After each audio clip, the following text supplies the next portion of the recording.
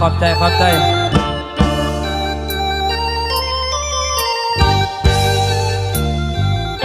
ดุกว่าอยู่ว่าหยอดได้อีเมลคนอาบแดงกำลัง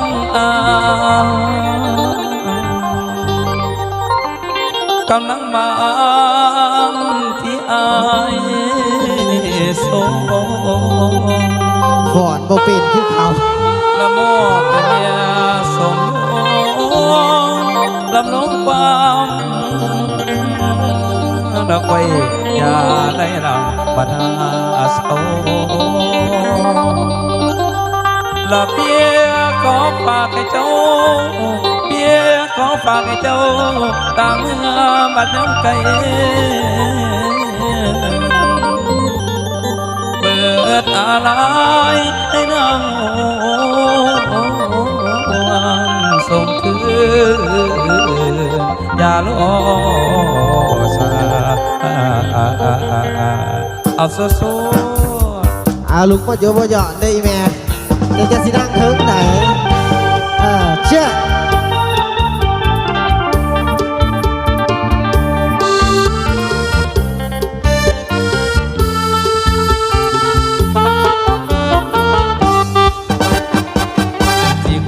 วันว่าไม่ทาง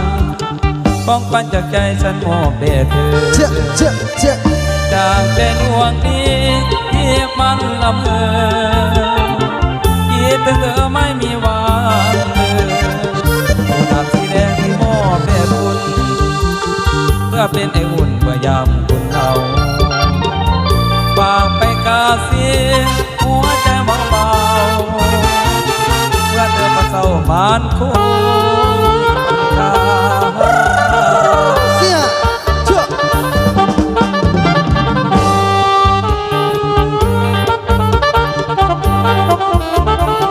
โอ้ยบักฮานี่มันเสียงโคตรดีเลย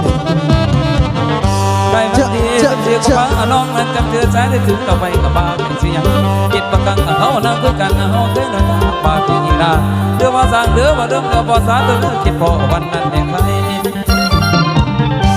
หัวใจที่มอบให้นางก็ดับสีแดงบันวานในกายเธอจะได้กองที่สบายเธอจะได้กองที่สบายเธอเป็นกระต่ายไม้จันก็ยอมสองมาได้สิรนมาได้สิรนก็จนน้องฟ้ากระต่ายยังปรารถนากระต่ายยังปรารถนาวันไหนจะทาสิโนนลุก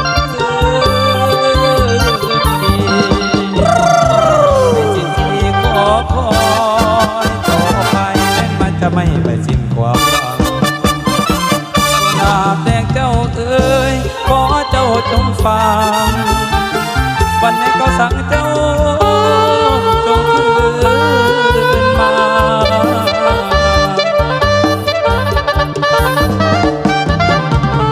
ขึ้นมาบ้านให้สันมันเก่าขึ้นมาเจ้าคนเด็กกระโดดให้กินพ่อของคนสมทนาให้กินพ่อของคนสมทนาข้าจะมองว่าใส่กระสมตัวนั้นพ่อส่งคืน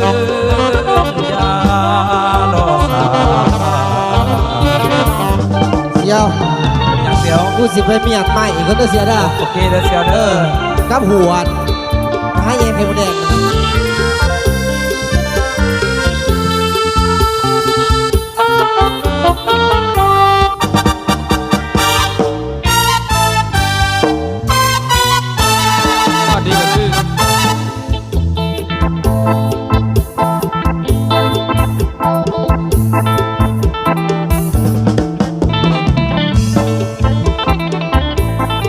อันนี้ก็คือผลงานการแสดงพี่น้อง